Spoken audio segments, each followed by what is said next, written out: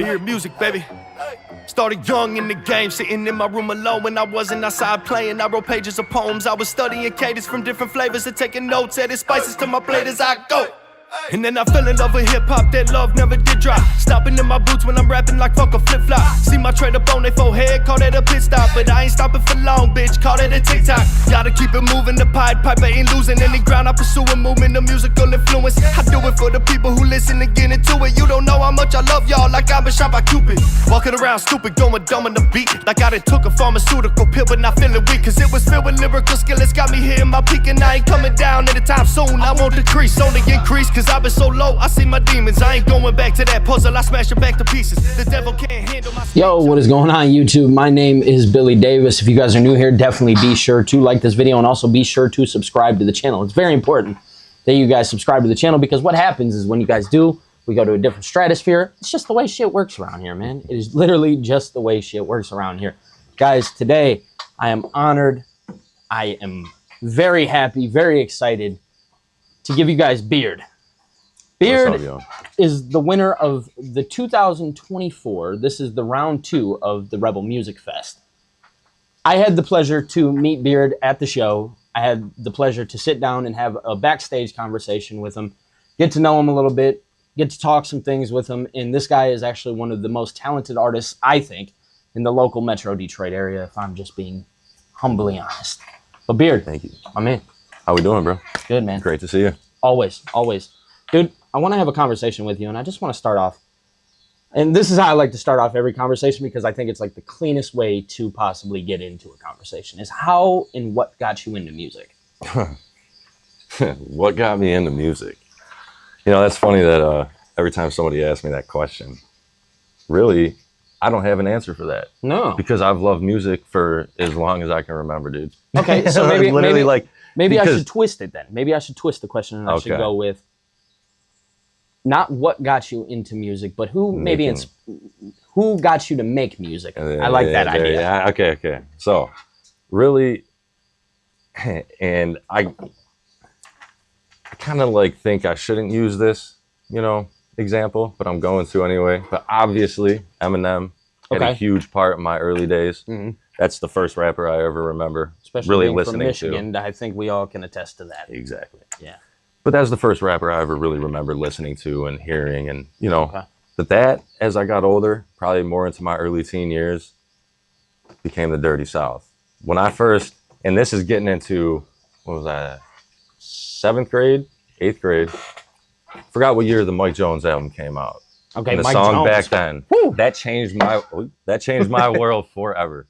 That I was experiencing a whole new side of music because Eminem compared to Dirty South music, we all know the the difference there. You know what I'm saying? There was a difference. Sound. There was a difference until you kind of bring on Yellow Wolf. Because Yellow Wolf signing to you know, Shady and whatnot. Yep, and that was later on. Yep, because he came from Alabama. He definitely had that dirty South American, right. that dirty South. Yes. But that was the first. That led into Boosie, because I was a huge fan of Swisher House, Mike Jones, Paul Wall, Slim Thug. Paul Wall is still going to this day. Yeah, he was just on a song with Mexican OT, Johnny Dang. He's coming back. He's just came out with a whole new album. Covered in Ice was one of those singles. Yep. That's one. That song, if you guys haven't heard that song. Listen to that song. But no, he's still going. But that translated into listening to Lil Boosie a lot. I was a huge fan of Boosie, Webby, and Chris Webby? No, Webby. No? Okay. Right. I don't know if you know who Webby is. I don't think so. Wipe Me Down. He was on Wipe Me Down with Lil Boosie. Okay. Yeah. Yep. That whole movement, Bun B, UGK, Pimp C. Yep. that was literally a whole movement. Yes. Oh, 100%. Yeah, 100%. that was its own style of music, and people don't. If you're not recognizing that, I think you're out of your mind because that whole Dirty South, that style of music and stuff like that, the way, I don't know, like, I think the Mexican OT, he does it the best right now, but rolling his words. Okay, there was something about the words rolling, dude. I don't know. It had always caught my attention. So that's a great example, actually. Because that Mexican OT, you got a lighter? Mm-hmm. Sweet. Oh, that's right there. Yes, sir. I had no. That Mexican OT is actually bringing back a part of what I'm talking about, part of what I grew up on. Like he's bringing that because he's put on like that Johnny Dang song. Yeah. His main goal, that song was going to pop no matter what. It was already popping. Absolutely. Right. But he wanted to get Paul Wall on that song. and he's reaching out to older guys. He's done songs with a few older guys from Texas. Yeah. And he's bringing that whole sound back, right? Well, I think that was the whole and thing. that's why I love what he's doing right now, because he's mixing. That's why he compares himself to the Baby a lot, right? Yeah, He did a song, Point 'Em Out with them, when they did the Pulp Fiction kind of theme to their video. But he's got this new style, and he's still bringing that old style back. So that's like a huge example right there. So we're just gonna say the Dirty South was for sure. Oh yeah, I could talk about. And that. now, talking about the Dirty South, I want to talk about your own personal music. Mm-hmm. And one thing that sticks out to me, you did a record. It's called Unknown. Mm-hmm. The record is absolutely outstanding, by the way. I appreciate that. I have to say, the video is fire too. Yes. Shout out John Moseri for the Shout video. out to Moseri, who, if you guys would like, I just did an interview with him as well. You guys can go back and you guys can check that out. But the video is absolutely outstanding, and it really matched. I don't know, like I think it was the color grading on the song, or the color grading on the video. Excuse me. The song, it was just dirty. It was gritty. Yep. And that's what I like about your music. So I have to ask. We obviously know that the Dirty South inspired it. How do you think that you actually was? This is going to be a little bit of a tougher question. How do you think you were able to cadence that sound correctly? Because that's the thing, is you're from up north. You're not. Yeah. Have you spent time? Depending on where where our base is from. Yeah. I'm more north. Yeah. I grew up in Chesterfield, Michigan. Okay. So 23 in Gratiot, which is. But what I'm saying right is before. Yeah, it's north. There's not many relation to down south. No. It's so more, how do you think you were able to capture that sound for your own self? So the flow and the cadence, that came from the Dirty South, down south sound, right? Now, I also, because I said it in that song, Unknown, started young in the game, sitting in my room alone. When I wasn't outside playing, I wrote pages of poems, studying cadence from different flavors and taking notes, adding spices to my plate as I go. Yeah.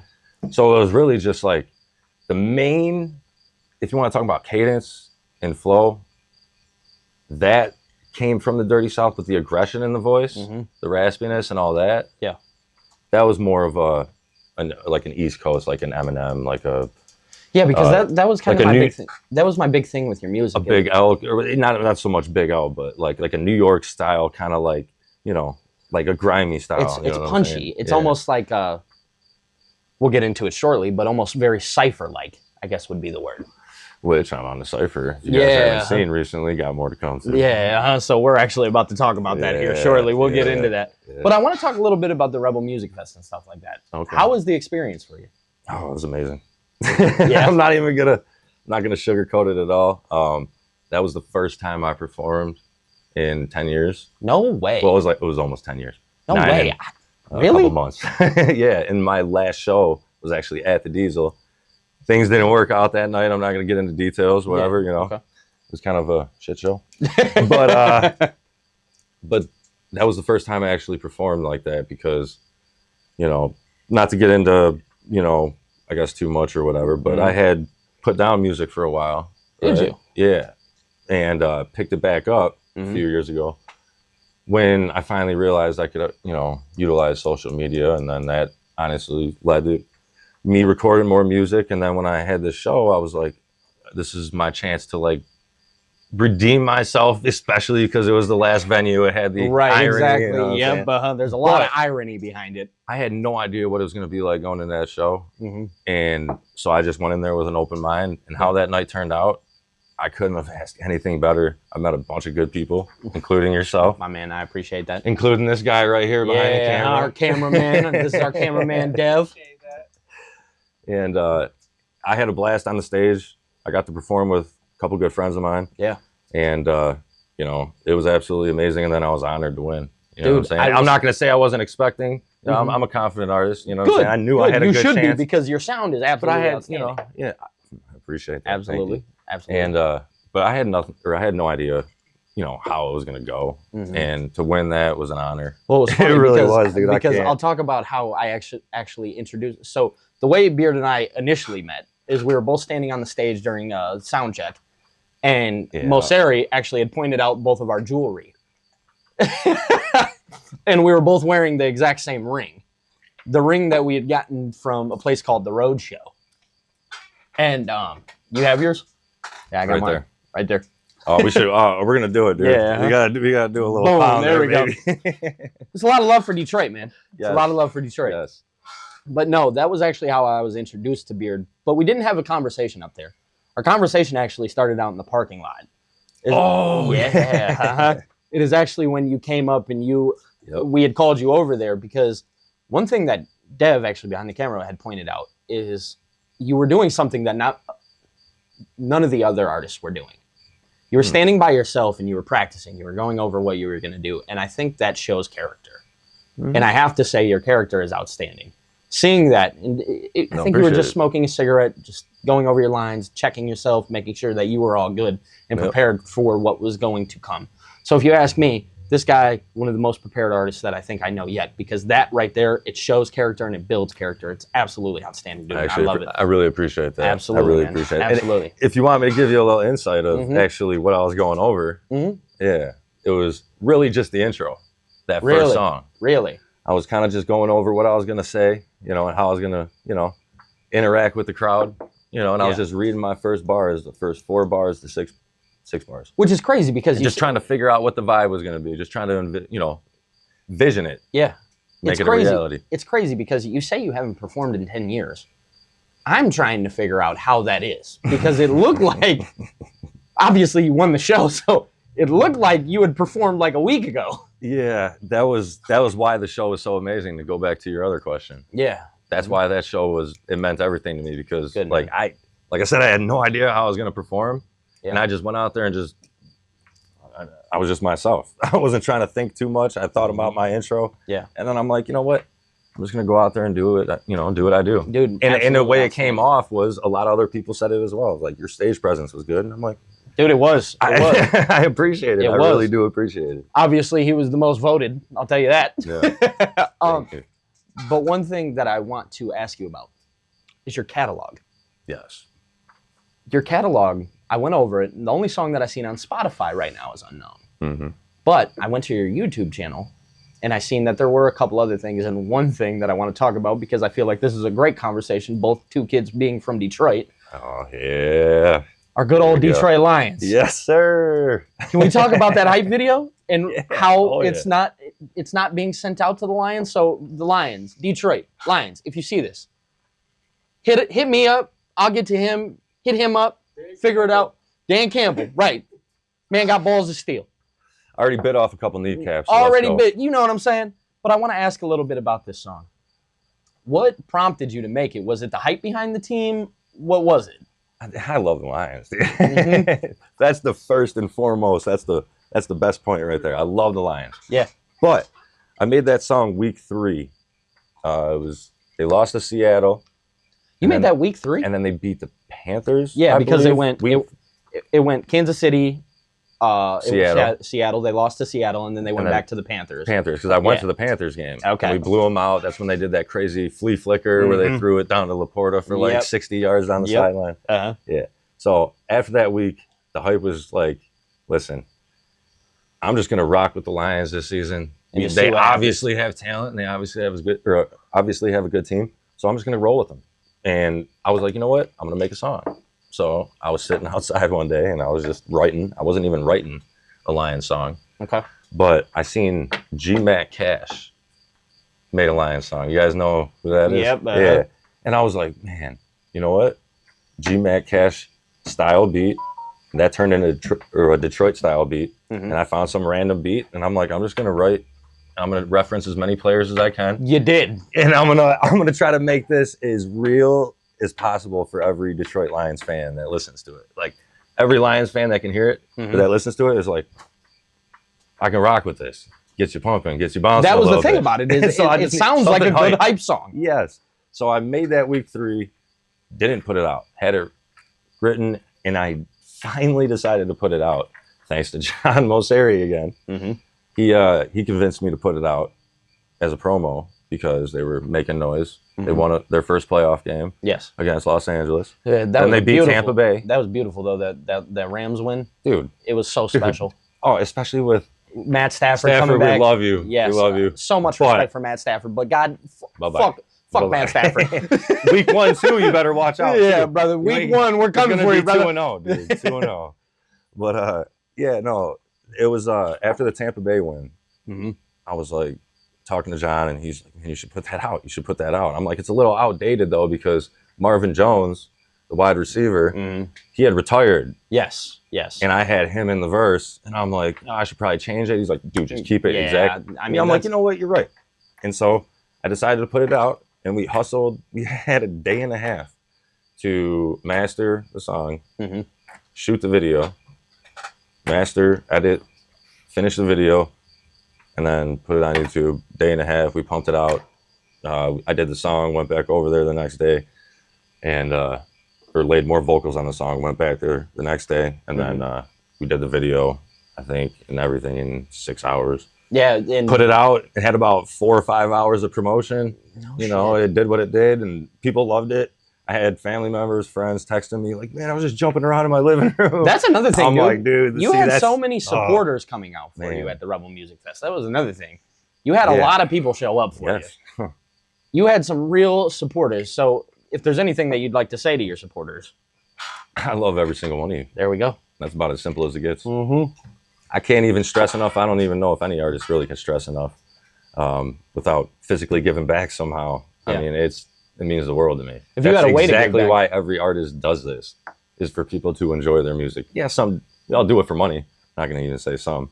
But at the end of the day, any artist that says anything less or different is lying. We all do it because we love the support from you guys, and we love that you love our music. So absolutely, I love all you guys. That's what I'll say. Absolutely. Yeah, no, Beard had a crowd out there, man. And I did. So that was a lot of family too, man. That was a lot of blood. Yeah, good. Good. Family is everything. It is. And, you know, to that point, the previous shows that I have done in the past, I invited a lot more friends than I invited family.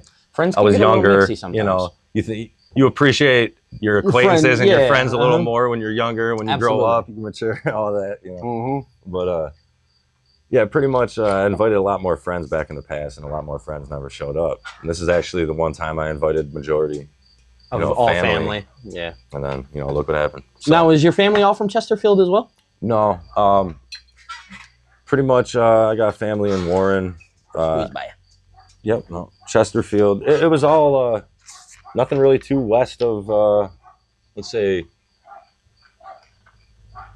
Sorry about the dog barking. DeQuinder? No, hey, man. Dogs bark. That's what they do. Y'all just got to get used to it. But go ahead, continue. Yeah, no, I never really had too much family west. We were all kind of, you know, Macomb. Well, you know, yeah, mostly Macomb County. But I have family that lives in Florida now. Oh, okay. I have family in North Carolina. So you got some family in the South? Well, no, not in North Carolina anymore, actually. Yeah, that's a whole nother story, actually, But no, I have my two cousins live in Florida. Okay. My grandpa lives in Florida. But other than that, it's Michigan. My mom used to live in Florida. She just moved back to Michigan about a year and a half ago. Yeah. Her and my sister. But yeah, there's mostly from here. Okay. I never really had too much family out of state. My mom's side and dad's side were really, my dad's side was from East Point. Mom's side was kind of a little more scattered. Okay. But yeah, pretty much this area, man. No, so I guess the next thing that I would, since we're talking more on a real note, family and stuff like that, I guess another question that I have for you is, how do you separate Beard, the artist, and then the human? There's no separation. There's no separation? No? Why do you say that? Is that a Beard's? I mean, that's who I am. Yeah, no. I mean, like, unless you're missing your point. But yeah, so I guess what I'm trying to refer to is like your real life every day. Yeah. Like, do you think Beard, the artist, is more a hyped up version than who maybe people actually get in real life? Okay, yeah. I guess in a sense, yeah. I'm definitely, I'm not a rah-rah guy. I'm not even really the center of attention, you know, type guy. Yeah. But I do have a side of my personality, which everybody has. Nobody's just one set, you know, personality, you know. But, you know, I have the aggression in my music. Doesn't really, I guess, correlate, you know, directly with, you know, the way I act on a daily basis. You know, I'm definitely more calm than my music represents. But at the same time, you know, that's just me getting out aggression like a guy that goes to the gym and hits a bag or lifts weights. Yeah. You know what I'm saying? That's pretty much the correlation, but you know, it's pretty much the all in one. It's, you know, it's all the same. Yeah. You know, because I pride myself on the music that I make and the sound I make. Maybe not so much energy wise, but lyrics definitely, and content, and you know, context of the music. I'd definitely try to make it as close as possible to myself, because that's the only way that I feel like I can make good music. Absolutely. Absolutely. You know what I'm saying? Like, you'll never hear me rap about, you know, anything that I'm not living. Yeah, no, it was really funny because in your song Unknown, you had mentioned something, and I'll just say this. You said something along the lines of, I love y'all like I was struck by Cupid. Yeah. I thought you that... don't know how much I love y'all like I've been shot by Cupid. There we go. There we go. Yeah. I thought that was such an interesting line, considering the fact, after now everything you just said about family and stuff like that. So you really meant that line. Oh, 100%. Yeah, okay. I don't say anything I don't mean on tracks. I mean, obviously, as rappers, we all have some filler bars that, you know, exactly. make Maybe stuff, boost ourselves up a little bit. Make it sound cool a little bit. No. But no, man, that's what I pride myself on. And, you know, and I will actually say this because he was a big inspiration recently in the last 6 years of not just me making music, but me finding another avenue and another love for music. But Upchurch. I can't stress this enough, dude. That I watched that guy literally document his whole life, and you know, as a fan, I was like, he would tell people everything. He would be honest. He was completely himself. He was very transparent. You would exactly, no mask. You listen to his music, and then you go find out anything about him. You're not going to find any holes, and you know what I'm saying. And he had that stuff with Tom McDonald too, didn't he? Yeah. I'm not going to dive into that, but I just remember that. Yeah. Shout out Creek Squad. That's all I'll say. There we go. There we go. But he resonated with the way he operated and moved with his people that enjoyed his music and his fans. Yeah. How he brought his family into business and all that. Like, I could talk, you know, I'm a big fan of that guy, man. Upchurch he's but the fire way, too. Yeah, oh yeah, that guy, he's got bars. He does. Don't sleep on that. But he was a huge influence on the way he operates and how he conducts his music to be who he is. And, you know, there's no way around it. Right. So, and you know, and I kind of looked at that and I was like, yeah, I can go for shock value. I can go for what I think people might want to hear. Yeah. But at the end of the day, like, I'll just be building a fake audience and a fake following. Exactly. I'm just going to be me. And some of the things I say, you might be like, what? Yeah. Or that was corny. Oh, that one bar ruined. That's fine. Because everybody doesn't like everything. Right. But the only thing I can do as an artist is give you me and why I do this. And hopefully that, you know, people love it. And if they do, then I'm rich right there. Yeah, absolutely. You know what I'm saying? Money doesn't define being rich. No, it's all about happiness. And that's one thing that now that you bring that up, that's one thing just stress to the people is the money, it comes in time. You know what I'm saying? It'll come depending on how hard you work, obviously, but also depending on how much you really love something. And I think you just said it best. Being rich cannot be defined by the dollar amount, because at the end of the day, we all go to a casket and it doesn't come with us. Exactly. You can't take money with you. No, it doesn't go with you. I know that sucks for all them rich people out there that maybe don't want to hear it. I'll tell you what, a night like tonight is how I envision being rich. Yeah. These are the coolest nights. These are the most fun nights where you get to sit down, you have good conversation, you meet good people. This is what I define as rich. Yep. Now, with that all being said, I want to talk about another big thing that you've been doing, Cypher Society. Oh, I just seen they hit 14,000 followers on Facebook. So I'm gonna need to find this lighter real quick before we get into this, because I got some good things to say about these. Boom. Boys. So, 14K, 15 actually. No, it is 14. Yeah, I think I just seen that they had posted. It's gonna be 15. They're gonna hit 15 the way that they're moving. Pass me that lighter real quick. Oh, yeah. I appreciate you, brother. Oh, yeah. But yeah, so what do you want to know about it? Number one, how is the experience? Amazing. Amazing. Elaborate. Yeah. So this is my personal experience. Okay. Right. And another probably 35, 40 other people that go there. It's just a conglomerate of, and you're going to hear a lot in the next cipher, my next verse, you're going to hear a lot of these bars, what I'm saying. It's a conglomerate of a lot of just really good artists that are dedicated and everybody there, because I've been a part of groups, I've been a part of, you know, larger kind of movements. Yeah. And, you know, there's always that, well, at least in my experience, there's always that weird jealousy thing that kind of floats around. Absolutely. And you can always feel it. It's like if you have any kind of sense of, you know, catching vibes or anything, like you can always feel it. But I haven't felt that at all there. It's weird. It's like everybody's there and they're on the same page. You know, they're flipping the same page or the same book, and they're there to just drop a dope verse. And it's crazy too, because the way they do it is you go to Dark Web Studios, shout out OZ. You go to Dark Web Studios, you record, and then I was wondering how this process went. Everybody travels to one location after everybody's done recording.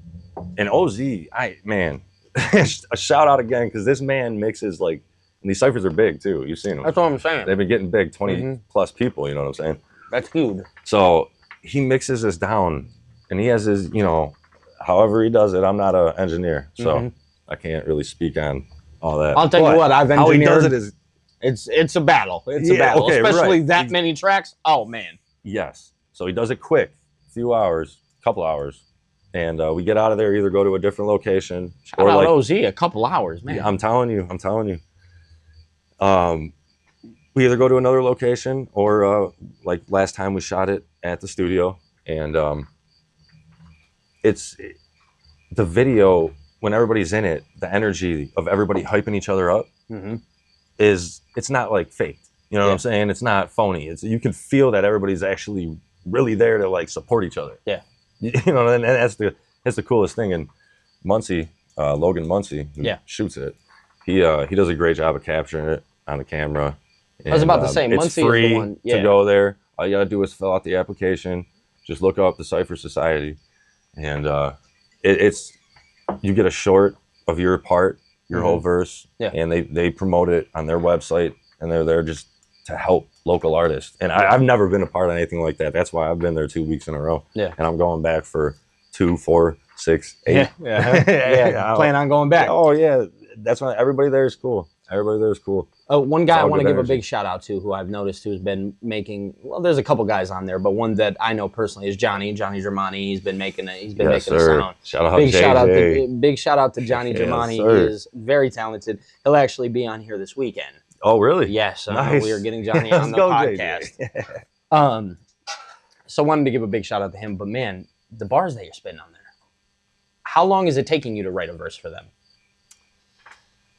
Well, we get about a week and a half, or a week and 4 days. But it depends, because every beat's different. Not every situation is the same.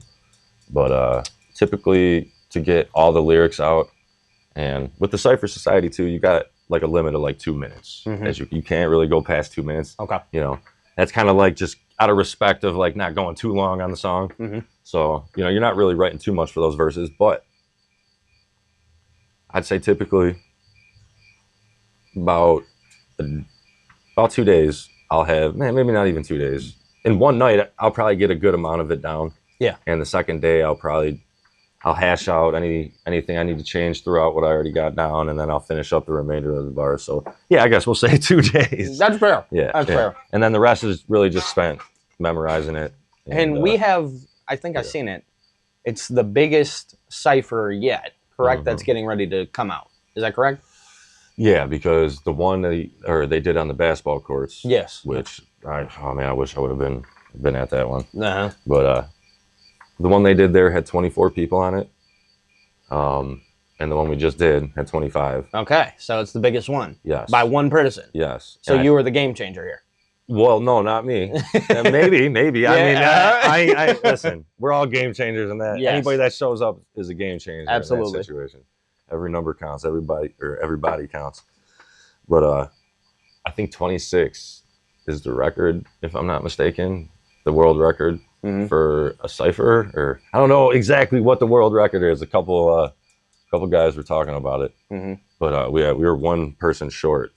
Okay. This week of actually breaking the record. No way. Yeah. Okay. So, anybody that wants to show up and bring that extra verse, Cypher Society. Maybe I'll pop in Cypher there. Society. Maybe I'll pop in there.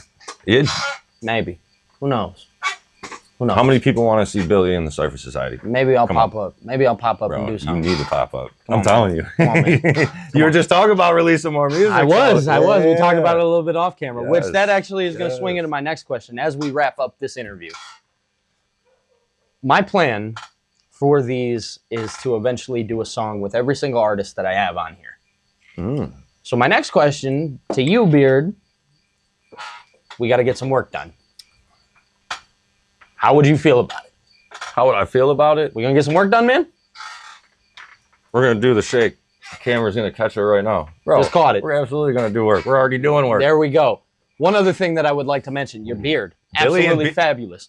Oh, my man's had to say it. And I can't lie. The beard I is know. real. Yeah, it is fabulous, isn't it? I appreciate that. Absolutely, bro. I bro. appreciate Absolutely. Now, I have one last question that we'll end off here. Yeah. Where do you see yourself in the next 5 years? Hopefully elevating in music. Still doing a little bit of carpentry. Okay. And in 5 years, see, I'm a live by the moment kind of guy at heart. Beautiful. So 5 years is a little long, but if I'd say in 5 years, hopefully I'm still just loving life. I can't say that I wouldn't be opposed to starting a family, because I definitely would. Mm-hmm. But I just want to keep making music, just keep rolling with the punches right now. And Absolutely. hopefully I can get more people to relate to my music. Hopefully I can start making money, some serious money off this music, so I can take care of family. Absolutely. Yeah, That's the and plan.